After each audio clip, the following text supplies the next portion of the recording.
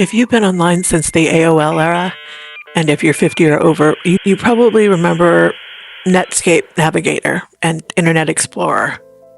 Back then, getting online felt like an event. You heard the dial-up sound, you opened a browser, and that was your doorway to the internet. And then everything evolved. Firefox entered the picture, Chrome came along, which a lot of people now just think is Google. Safari, if you're on Mac, Microsoft Edge replacing Internet Explorer. Browsers started competing. Speed improved, searches improved, and the web matured. But here's what's happening now that most people haven't fully processed. Search engines are not just search engines anymore. Google now has AI built in, Microsoft Edge has Copilot built in, Brave has AI built in, even Chrome is layering AI directly into the browser experience. So now we're not just choosing a browser, we're also choosing an AI layer on top of the internet, which means the conversation isn't a search engine versus AI, it's what kind of AI experience do you want? And that's what we're going to explore today. Okay, let's move to the screen. For years, Google worked like this. You type in a question, you get links, you click around, and you piece together your answer. But now search engines summarize information for you using AI before you even click a link. At the same time, ChatGPT can now search the web too. But the experience is very different. So I'm going to show you side by side. You can see I've typed the same question in here at Google and over here at ChatGPT. So let's start with Google. Here's the question. How do I start a small online print-on-demand business if I'm not confident and I don't know where to begin? Okay, that's up here. Now you can notice right here it says AI mode. So now I'm going to hit enter, and this is what I'm going to get. Now, interestingly, okay, so I'm going to go over here to AI mode, that little click button, so that now it's going to give me information. And you see it's going to give me links. Every place here, it's going to give me a link. So start on a marketplace, choose a niche, use beginner-friendly design tools, connect to a print partner, simple start roadmap. And again, it's got links, but if you go in here, for example, let's go here, it's not going to take you to that. You have to click again over here. So you're clicking multiple places to go and find the source of what it's told you right here. You don't need to be a professional artist. Many designs are simple, text-based, or AI created.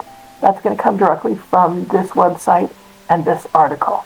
Okay, so it's showing you the articles that it's taking the information from.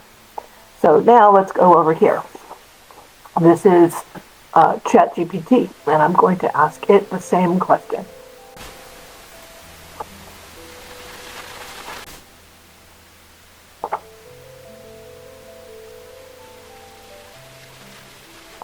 Okay, so now it's going to give me a structured roadmap, emotional reassurance, a step-by-step breakdown, clear starting points, and a logical sequence. It's not just giving me information, it's organizing it for me. So you can see understanding what print-on-demand actually is. This is up here is just an explanation. This is going to reassure me right here. Here's what it's going to do. It's going to explain it to me with bullet points. It's going to tell me where to start. It's going to tell me not only to pick a niche. So over here on Google, when it said choose a niche, it says validation and competitive research. Over here, it's giving me examples and explaining to me what a brand is over here. Then making a first design, it's going to give me this with links to the various programs. And then it's giving me prompt examples.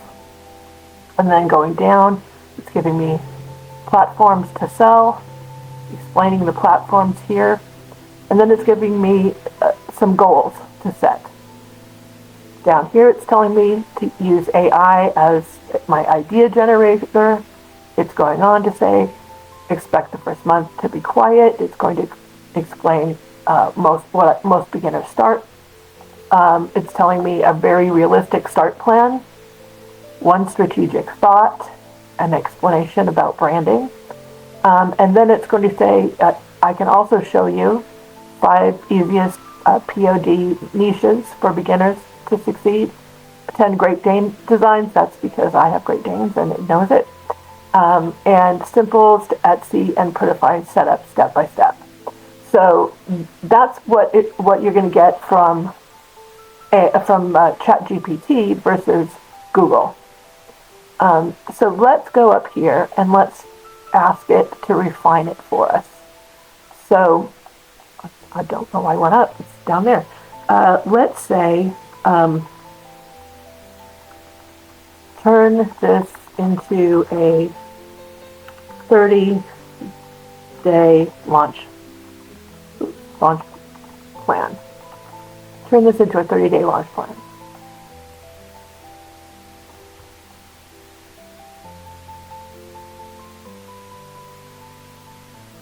And so there we go. So if I go over here to Google and I ask it the same thing,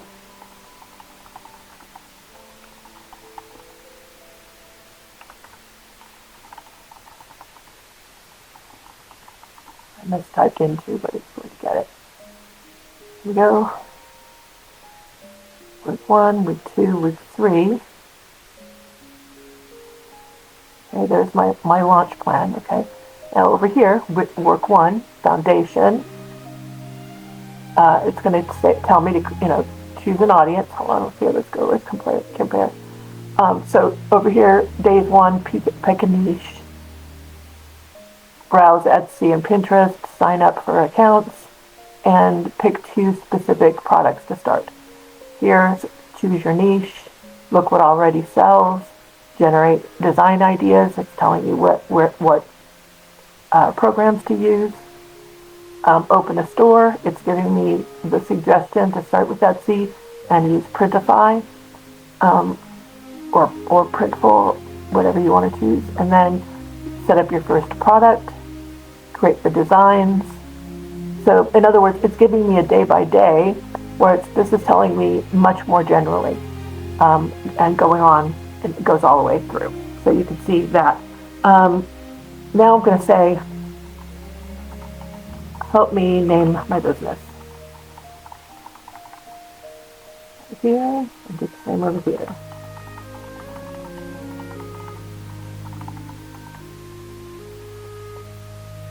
So it's saying a good name for print on demand should do 3 things: be easy to remember, broad enough to grow, and hint at a style or personality of the shop. So it's going to explain this, and then it's going to say, so it's giving me examples: warm, handmade, and personal. Tara made, Tara creates. My name is Tara, just to be sure that you understand why it's telling me that. Modern, print-on-demand style, playful, dog-friendly, because it knows I'm obsessed with my Great Danes, and simple, personal brand. And then it will give you its top 5 picks.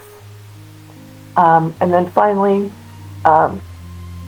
before deciding on a name, check on these sites to make sure that there's not somebody else using the site. Okay, over here, now this gives you a good little tip that I don't think we saw over here, which is Etsy names are limited to 20 characters. And now we're going to go through here, and it's playful and punny, modern and minimalist, niche formulas, professional and safe, and giving me a checklist to decide Etsy availability, social media check, readability, avoid trademark issues. So you can see the difference. You're going to get a lot more information with when you are using a chat bot. I'm going to do one more thing. Let's say write my Etsy bio. Okay, I'll do the same thing. So it already knows me and knows a little bit about me, ChatGPT. So it's going in and writing some stuff that it knows a little bit about me here. Over here, option 1, welcome to blank. I'm a creator with a passion for blank. So it's giving you a formula for doing it, but it doesn't know you, so it cannot give any specific information about your work. It's giving you some tips.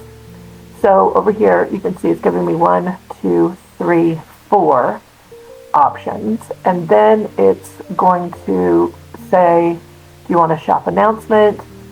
Do we want an SEO optimized listing descriptions? 10 Etsy tags, search realize most on most. So it's giving you more information. I can ask for any of these things, or I can ask for a completely different question.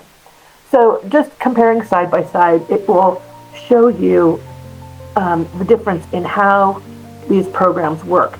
So essentially, search engines, they retrieve information, they rank the content, they tend to prioritize SEO, and they keep you browsing. They want you to keep clicking. That's how they make money. On ChatGPT, it synthesizes the information. In addition, it will adapt to your tone. So the more you use a chat program, the better the responses, because it gets to know you. It's going to refine those ideas and let you do follow-up prompts, and then it stays inside your thought process. It's not just giving you information, it's walking the process with you. So let's try something technical.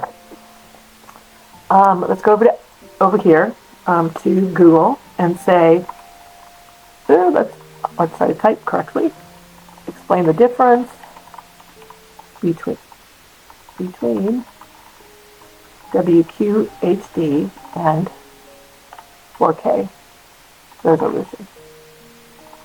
And it would be good if I did that, spelled that correctly. Okay. I'm going to send that off, and then I'm going to go over here, and I'm going to ask the same question over here on ChatGPT. So, it's a comparison here. You're going to get on Google, you're going to get tech blogs and specs and a comparison chart. So this is what you're getting. So here's your comparison at a glance. So now we're going to go over here. It's going to give you a one-sentence summary. Then it's going to show you the difference here, what this means, what the resolution difference means. So key characteristics, it's sharper, blah, blah, blah. And it's just going to continue on. Here's the 4K with the same thing. Then it's going to tell you the pixel differences and when each makes more sense. This is better if, this is better if, and a simple way to think about it. So you can see the difference in the content that you're going to get here. Oh, I'm sorry, the difference is explained over here on Google. So it's going to say it's twice as many pixels, which is great if you know what that means. Performance impact, naming confusion, and ultra-wide variations. And then here are a couple links. So it's going to send you off to do your own research. So again, it's going to give you the same data. It's just giving you different usability. AI is fantastic at explaining, synthesizing information, structuring it, and clarifying. Search engines are great at finding primary sources, comparing multiple viewpoints very quickly, and letting you audit the information directly. So you're going to use ChatGPT or any chatbot when you want to brainstorm, if you want something rewritten, if you want a step-by-step plan, if you want a really quick explanation instead of getting 100 links. It's great for fine-tuning and collaboration. And if you're not using chat as a collaborator, you're missing out, because it is they're amazing programs and they really can help you move forward projects more quickly. And the other thing I think you want to use chatbot for is if you want to compare two things. They're really good at that. I used Chat to buy a car. Well, not just Chat, I used Chat and Copilot. And because I wanted to compare the information I was getting. And I went from a very broad question of here are the things I want in a car and here's my budget. And it got me all the way down to 4 cars, and then I asked it, find me, are any of those cars available in my budget in Oklahoma City, which is the closest big city to me. And ultimately, then it found cars on lots for me, and then I asked it what I should be paying, what I should expect to pay in Oklahoma. And it did that research for me, and it came back with information. And so when I bought my car, I walked in the door knowing exactly what I wanted, what I expected to pay, and I even asked it for a script if they tried to upsell me on things. So I kind of was mentally prepared when I had those conversations. So it's really great for comparison, and it's something that you really should take advantage of because it will make your life easier. So now I told you what you should use chat for. When you should use Google or any kind of search engine is if you want real-time breaking news, that's the place to find it. If you're going to go to a specific website, obviously. If you're shopping for something specific, if you know you want to buy Harry and David gifts, you're going to go to the Harry and David website. You're not going to go to an AI for that. If you want to look at multiple viewpoints very quickly, if you want to be able to click on those links and see what different websites are saying, that's the way to go. And then the other thing I think is if you're going to look for a primary source. So by that I mean, where did the quote come from? Where did the study originate? That is easier to find on Google than it is if you're going to ask Chat, because Chat's going to want to synthesize that for you. So AI didn't replace search engines. They just upgraded it. Both are really powerful, but they're optimized differently. Search engines help you find. Chatbots help you think. And the smartest internet users now know how to use both because there's a difference, but they're both amazing tools in the right hands. Once again, I apologize for my mic issues.